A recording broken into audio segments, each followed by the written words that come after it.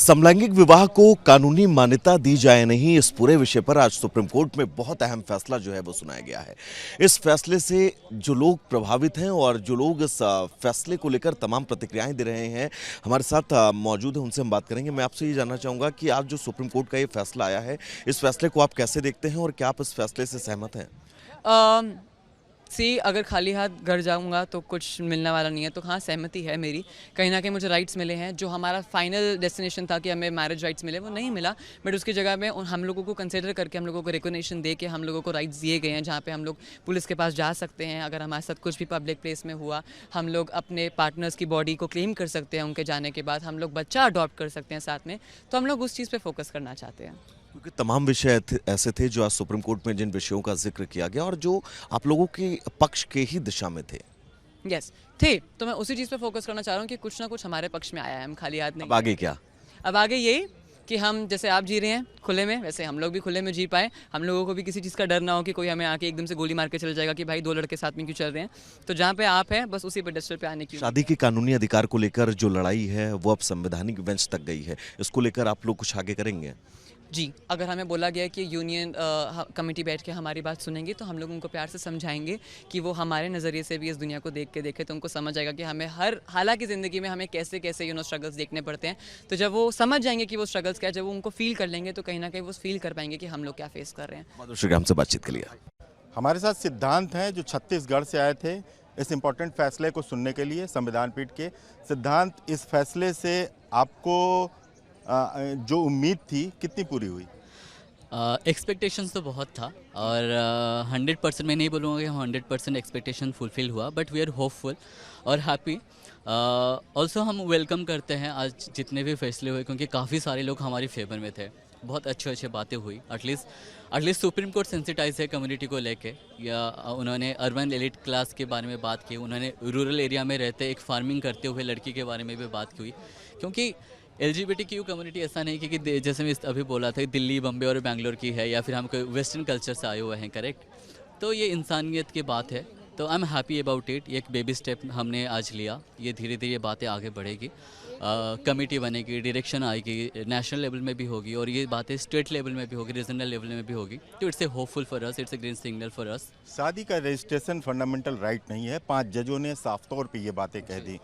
ये आप उम्मीद लेके आए थे कि शायद ये मान लिया जाए तो एक बहुत बड़ा रास्ता खुल जाएगा, निराशा हाथ लगी? निराश तो है, बट ऐसा नहीं कि ये आगे जाके बातें नहीं होगी। आज हमारी कम्युनिटी के बहुत सारे लोग आज पिटिशनर थे, कल और भी ज़्यादा लोग आएंगे। मैं जिस तरह से अभी बोल रहा था कि पहले लोग सेक्सुअलिटी को लेकर बात करते थे, अभी लोग अपनी लव लाइफ को लेकर बात करेंगे। तो सोचो, अगर एक लड़का लड़की को शादी करने का हक है, मतलब वो प्यार करते हैं और शादी कर सकते हैं। सिमिलरली मैं जिससे प्यार करता हूँ, मैं उससे शादी करना चाहता हूँ। ये मेरी ह्यूमन राइट्स है, ये मेरी फंडामेंटल राइट्स है। तो ऑफ कोर्स हमारी कॉन्स्टिट्यूशनल राइट्स है, तो हमें सुप्रीम कोर्ट को तो देना ही पड़ेगा। Let's hopeful for parliament. अगर हमारी सुप्रीम कोर्ट ने कहा कि ये लेजिस्लेचर का काम है, हम उसके डोमेन में नहीं घुस सकते, तो एक तरह से सुप्रीम कोर्ट ने डिनाई कर दिया 10 दिनों तक लगातार सुनवाई करने के बाद। But through there is a green signal they have said कि through committee, through the direction we can register now at least, right. हम अपनी शादी को भी रजिस्टर कर सकते हैं, लीगली मैरिज नहीं कर सकते, एटलीस्ट रजिस्टर कर सकते हैं। तो जितनी नंबर्स पे से रजिस्ट्रेशन बढ़ेगा, हम उतने होपफुल हो पाएंगे कि एक ना एक दिन लीगल मैरिज राइट्स भी हमें मिलेगी। तो ये कमेटी बनाने की बात कही है, वो भी सरकार के ऊपर छोड़ दी है कि एक कमेटी बनाइए जिसमें आपके जो छोटे मोटे ग्रीवेंसेस हैं, जो मुद्दे हैं, जिसको लेके आपको डे टू डे प्रॉब्लम होती है, उसको सॉल्व किया जाए। इसके अंदर से आप देखते हैं कि बड़ी उम्मीदें निकल सकती हैं।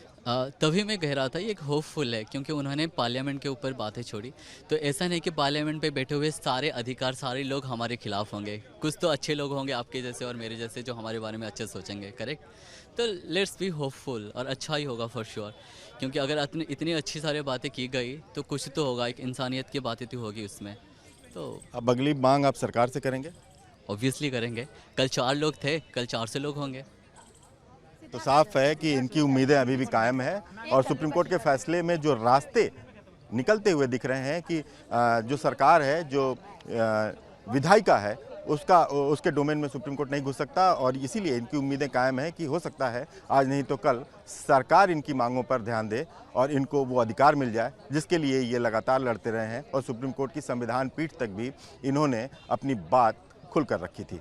वीडियो जर्नलिस्ट सीपी सिंह के साथ अखिलेश राय, रिपब्लिक भारत। सुप्रीम कोर्ट के कॉन्स्टिट्यूशन बेंच के फैसले को लेकर के तमाम लोगों में बहुत सी उम्मीदें थीं और वो सुप्रीम कोर्ट तक आए थे। हमारे साथ सिद्धांत हैं, हम उनसे बात करते हैं। सिद्धांत, इस जजमेंट से को आप कैसे देखते हैं?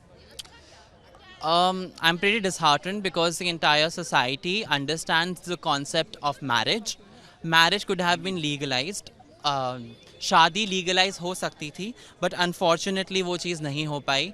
जब बात करते हैं कि सुप्रीम कोर्ट ने एक रेगुलेशन दिया है हमारे पार्लियामेंट को, उस टाइम पर बस मैं इतना होप करता हूँ कि गवर्नमेंट थोड़ी ओपन माइंडेड रहे और वो इस चीज़ को बहुत अच्छे लिबरल सेंस में देखे, क्योंकि बहुत ज़रूरत है इंडिया को होमोसेक्सुअलिटी के ऊपर और वर्क करने के लिए, क्योंकि हम लोग इस कंट्री में रहते हुए भी सेफ फील नहीं करते हैं। बहुत सी ऐसी चीज़ें हैं जो कि हमें अभी तक नहीं दी जाती हैं और बहुत बुरा लगता है हर दिन के अंत में कि हमारा ये स्ट्रगल पता नहीं कब ख़त्म होगा। तो दिक्कत इस बात की है, but let's see. I was very happy with whatever हमारे CJI ने रेड डाउन किया। I was very happy with that and I look forward at a brighter future, but with BJP government being in power I do not see anything happening in the near future. लेकिन जो centre ने कहा था court में कि 28 law ऐसे हैं, अगर हम इसको परमिशन देते हैं तो उसमें 158 सेक्शन ऐसे हैं जो चेंज करने पड़ेंगे और बड़ा बदलाव करने की ज़रूरत होगी। तो आपको लगता है कि इतने बड़े बदलाव के लिए आप अगर सरकार के पास जाएंगे तो सरकार क्या तैयार होगी? सर, आप अगर इस चीज़ के बारे में बात कर रहे हैं ना कि आज के टाइम पे हमें इतना करना पड़ेगा उतना करना पड़ेगा, हेट्रोसेक्सुअल कम्युनिटी के लिए सब कुछ हो सकता है। हम एक डेमोक्रेटिक कंट्री के अंदर रहते हैं जहाँ पे इक्वालिटी को हमने अडॉप्ट कर रखा है। इक्वालिटी है कहाँ, आप मुझे दिखाइए। इक्वालिटी कहाँ है, किस सेंस में इक्वालिटी है? अगर इक्वालिटी होती तो फिर आप 158 चीज़ों को भी चेंज करने के लिए रेडी रहते। क्या हम सिटीजन नहीं हैं इस कंट्री के? क्या हम लोग टैक्सेस नहीं देते हैं क्या?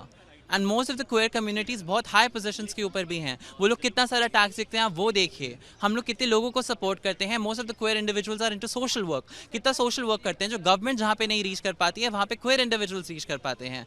ठीक है, आपके पास सारे लॉज हैं एक क्या बोलते हैं मोलेस्टर के लिए बनाने के लिए, है ना, क्योंकि वो एक हेट्रोसेक्सुअल पर्सन है, वो शादी कर सकता है, कुछ भी कर सकता है ना। और जहाँ पे एक क्वेयर कम्युनिटी की बात आती है कि वो अपनी लड़ाई, हक की लड़ाई लड़ रहे हैं, उस टाइम पे सारे दरवाजे बंद हो जाते हैं।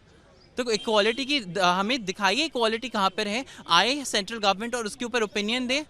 और आपको लगता है कि ये शादियाँ जो होती हैं बहुत पवित्र रिश्ता है, तो क्या हम नापाक हैं?